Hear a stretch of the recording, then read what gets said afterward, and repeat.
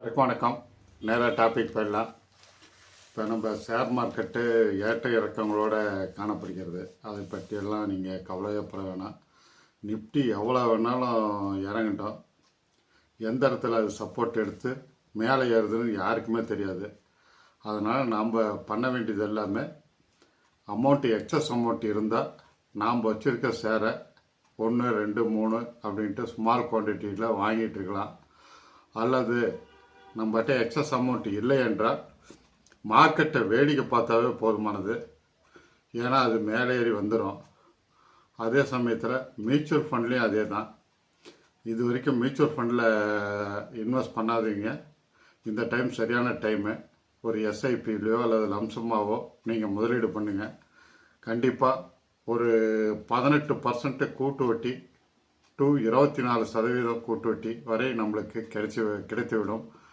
எனவே கவலைப்படாமல் நீங்கள் எஸ்ஐபி பண்ணுங்கள் அல்லது லம்சமாக போட்டாலும் சரி பண்ணுங்கள். ஏற்கனவே மியூச்சுவல் ஃபண்டு வைத்திருப்பவர்களும் எக்ஸஸ் அமௌண்ட் இருந்தால் அப்படியே லம்சமில் பண்ணுங்கள். அல்லது மார்க்கெட்டை வேடிக்கை பாருங்கள். அதுவே சரியான முறையாக இருக்கும் அப்படிங்கிறது என்னுடைய கருத்து. ஏன்னா நம்மளது 24 வருஷம் அனுபவம் எனக்கு. அதனால் அந்த அனுபவத்தை நீங்கள் எடுத்துக்கிட்டு நீங்கள் மேலும் மேலும் முன்னுக்கு வரதை பாருங்கள். அதே சமயத்தில் மன நிம்மதியோடு இருங்க. இப்போ மியூச்சுவல் ஃபண்டில் நீங்கள் பண்ணிட்டீங்கன்னா அவன் ஃபண்டு மேனேஜர் பார்த்துக்கிறாரு. எல்லாமே நம்மளுக்கு எந்த ஒரு ரிஸ்க்கும் கிடையாது என்பதை புரிந்து கொள்ளுங்கள். தற்போது டேவிட் ஸ்வாட்ஸ் எழுதிய தி மேஜிக் ஆஃப் திங்கிங் அப்படிங்கிற புக்கில் இருந்து ஒரு 6 பாயிண்ட்ஸை பார்ப்போம். இது தமிழில் பிரம்மாண்டமான சிந்தனையின் மாயஜாலம் என்று வந்துள்ளது. இதில் இருக்கிற முக்கியமான பாயிண்ட்ஸை மட்டும் சுருக்கமாக பார்ப்போம். 6 பாயிண்ட்ஸை. ஃபஸ்ட்டு பாயிண்ட்டு, எண்ணுவதெல்லாம் உயர்வு என்று ஆத்தர் கூறுகிறார். இந்த டாப்பிக்கில் அப்துல் கலாம் கூறியபடி கனவு காணுங்கள்னு சொல்லியிருக்காரு. அந்த மாதிரி கனவு காணுங்க. அதே சமயத்தில் சிந்தனையே உங்களுடைய மூலதனம் என்று அப்துல் கலாம் கூறியிருக்கிறார். எனவே பெரியதாக கனவு காணுங்கள். நீங்கள் பெரிய ஆளாக அடைந்தபடி சிந்தனை செய்யுங்கள். நீங்கள் கண்டிப்பாக பெரிய ஆளாக விட முடியும். நீங்கள் விரும்புவதை அடைய முடியும். அதே தான் திருவள்ளுவர் சொல்கிறார், உள்ளுவதெல்லாம் உயர்வுள்ளல் என்று கூறுகிறார். அப்போ நீங்கள் ஒரு இலக்கை பெரிதாக வையுங்கள். கண்டிப்பாக நீங்கள் நினைத்ததை அடைய முடியும் என்று திருவள்ளுவர் கூறுகிறார். எனவே நீங்கள் இதே புக்கில் இருக்க ஆசிரியராக அதான் கூறுகிறார். நீங்கள் எண்ணுவதை உயர்வாக எண்ணுங்கள் என்று ஆசிரியர் கூறுகிறார். எனவே உங்கள் மூளையில் பாசிட்டிவ் எனர்ஜியை மட்டும் நீங்கள் ஸ்டோர் பண்ணுங்கள். நெகட்டிவ் எண்ணங்கள் இருந்தால் அதை வெளியேற்றுங்கள் என்று ஆசிரியர் கூறுகிறார். அது எப்படி நம்ம பாசிட்டிவ் எண்ணங்களை நீங்கள் நினச்சிக்கிட்டே இருக்கும்போது பாசிட்டிவாக அது மூளையில் ஸ்டோர் ஆகும் அப்படிங்கிறது நிதர்சனமான உண்மை. அதை தான் ஆசிரியர் வலியுறுத்தி கூறுகிறார். பாயிண்ட் நம்பர் 2, நல்ல உடல் நலம் வேண்டும் என்று எண்ணுங்கள் என்று ஆசிரியர் கூறுகிறார். ஏன்னா நம்ம ஒரு 10 நிமிஷத்துலேருந்து 1 மணி நேரம் நம்ம உடற்பயிற்சி செய்யும் பொழுது நம்மளுடைய உடல்கள் புத்துணர்ச்சி பெறுது. அதன் மூலம் நம்ம நல்ல உடல் நலத்தை பெறுறோம். அதே சமயத்தில் வாக்கிங் போகிறது, இதெல்லாம் நீங்கள் கொஞ்சம் கடைப்பிடிங்க அப்படி என்று ஆசிரியர் கூறுகிறார். அப்படி செய்யும் பொழுது நான் ஆரோக்கியமாக இருக்கிறேன், அதாவது உங்கள் கடவுளுடைய உதவியால் அப்படின்னு போட்டுங்க, நான் ஆரோக்கியமாக இருக்கிறேன் அப்படின்ட்டு நீங்கள் சொல்லிகிட்டே அந்த உடற்பயிற்சி செய்யுங்க. வாக்கிங் செய்தாலும் அதே மாதிரி சொல்லிகிட்டே வாக்கிங் செய்யுங்க. கண்டிப்பாக உங்கள் உடல் நலம் மேம்படும். அதில் எந்த ஒரு மாற்று கருத்தும் உங்களுக்கு வேணாம். உக்காந்துங்க. உக்காந்துட்டு அப்படியே ஒரு மூச்சு பயிற்சியை பண்ணுங்கள். மூச்சு பயிற்சி செய்யும் பொழுது உங்களுடைய கடவுளுடைய உதவியால் நான் ஆரோக்கியமாக இருக்கிறேன். ஏதாவது ஒரு நோய் வாய்ப்பட்டிருந்தீங்கன்னா அந்த நோய் முழுதும் நீங்கி விட்டது அப்படிங்கிற மாதிரி நீங்கள் சொல்ல சொல்ல என்ன ஆகுனா அது ஆழ் மனதில் பதிந்து கண்டிப்பாக நீங்கள் உடல் நலத்தை பேண முடியும் என்பது என்னுடைய கருத்து. அதுக்கடுத்து பாயிண்ட் நம்பர் 3, தன்னம்பிக்கையை வளர்த்து கொள்ளுங்கள் அப்படிங்கிறது அந்த பாயிண்டில் தான் ஆசிரியர் கூறுகிறார். என்னால் முடியும் என்று நம்புங்கள். சுற்றி இருப்பவர்கள் உங்களை ஓவர் கான்ஃபிடன்ட்னு நினைச்சாலும் சரி, உன்னால் முடியாது என்று ஏளனப்படுத்தினாலும் சரி, அதை இக்னோர் செய்யுங்க. ஃபஸ்ட்டு என்னால் முடியும் என்று உங்கள் மனதில் ஆழ் மனதில் பதிய வையுங்கள். அதை நினையுங்கள், அடிக்கடி நினையுங்கள். கண்டிப்பாக நீங்கள் வந்து ஒரு தன்னம்பிக்கை பெற்றுவிட முடியும். அந்த தன்னம்பிக்கை பெற்றுவிட்டால் நீங்கள் வந்து எல்லாமே சாதிக்க முடியும் என்று ஆசிரியர் கூறுகிறார். அதுக்கு வந்து தன்னம்பிக்கை பெறுவதற்கு ஒரு உதாரணமாக ஒரு கதையை சொல்கிறாரு. அதாவது 3 மனிதர்கள் வந்து ஒரு கட்டடத்தில் வேலை செஞ்சுட்ருக்காங்க. அந்த 3 வகை மனிதர்களை இன்டர்வியூ பண்ணும்போது முதல் வகை மனிதர் வந்து என்ன சொல்கிறாருன்னா, ஏதோ வேலை செஞ்சிட்ருக்கேன் அப்படின்னு ஒரு சலுப்பாக சொல்கிறாரு.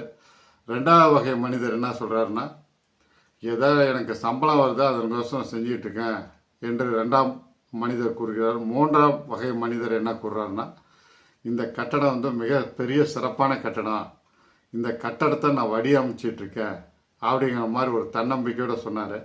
அப்போ அந்த 3வது மனிதர்கள் போல் நீங்கள் எந்த ஒரு வேலையை எடுத்து செய்தாலும், ஒரு சிறிய வேலையை செய்தாலும் கூட தன்னம்பிக்கையோட, அதனுடைய விசுவாசத்தோட, அதே சமயத்தில் கடமை உணர்ச்சியோடு செய்யுங்க. அப்போ அதில் வெற்றி பெற முடியும் என்று ஆசிரியர் கூறுகிறார். 4வது பாயிண்ட் வந்து சாக்கு போக்கெலாம் எதுவும் சொல்லாதீங்க என்று ஆசிரியர் கூறுகிறார். இப்போ நம்ம முன்னுக்கு வர்றதுக்கு நிறைய தடை நாம்ளே பண்ணிக்குவோம்.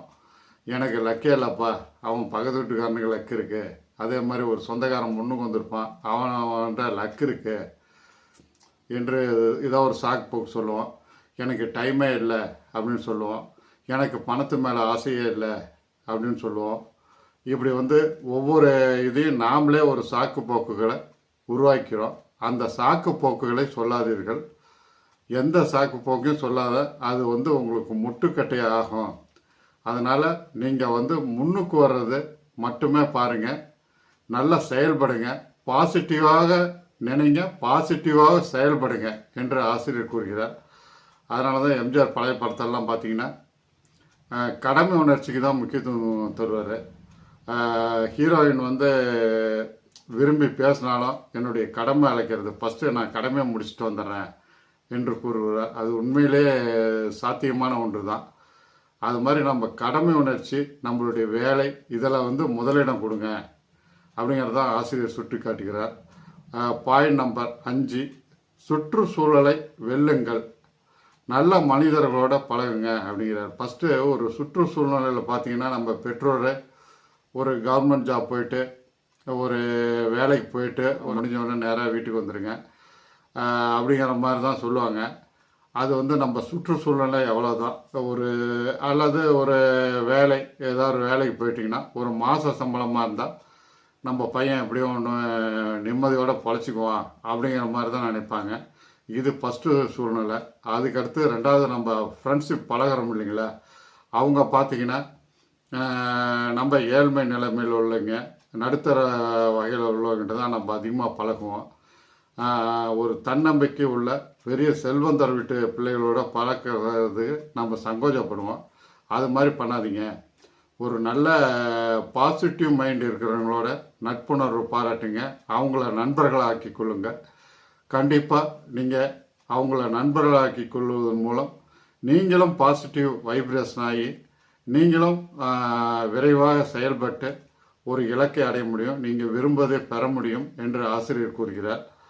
பாயிண்ட் நம்பர் 6, உங்கள் திறமைகளை வந்து ஒவ்வொரு பாயிண்ட்டாக எழுதுங்க அப்படின்னு ஆசிரியர் கூறுகிறார். ஏன்னா உன்னை அறிந்தால் ஒரு பாட்டே இருக்குது. நாம் வந்து நம்மளை ஃபஸ்ட்டு அறிஞ்சிக்கணும் அப்படிங்கிறதான் ஆசிரியர் கூறுகிறார். உங்களை பற்றி அறிந்து கொண்டு உங்களுடைய பாசிட்டிவ் என்னென்னு எழுதுங்க, உங்களுடைய நெகட்டிவ் என்னென்னு எழுதுங்க. அது எழுதும் போது நீங்கள் வந்து ஒரு ஜட்ஜு மாதிரி இருக்கணும்.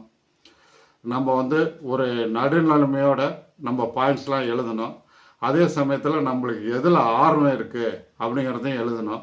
அதில் அந்த பாசிட்டிவ் பாயிண்ட்டு, அந்த எதில் திறமைகள் இருக்குது, எதில் வந்து நம்மளுக்கு ஆர்வம் இருக்குங்கிறத நீங்கள் கண்டுபிடிச்சோன்னே அதை அந்த ஐடியாவை வந்து செயல்படுத்த பாருங்கள். ஒன்றா செயல்படுத்துங்க.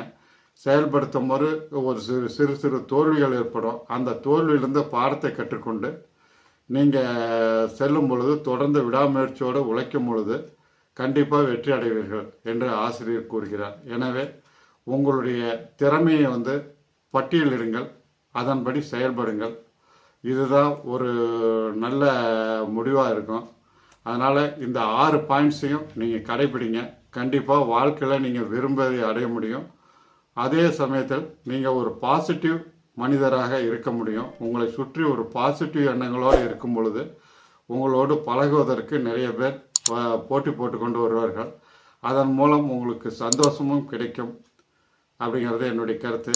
அதே சமயத்தில் இது பிடிச்சிருந்தா லைக் பண்ணுங்கள், சப்ஸ்கிரைப் பண்ணுங்கள், ஃப்ரெண்ட்ஸ் அண்ட் ரிலேட்டிவ்க்கு ஷேர் பண்ணுங்கள்.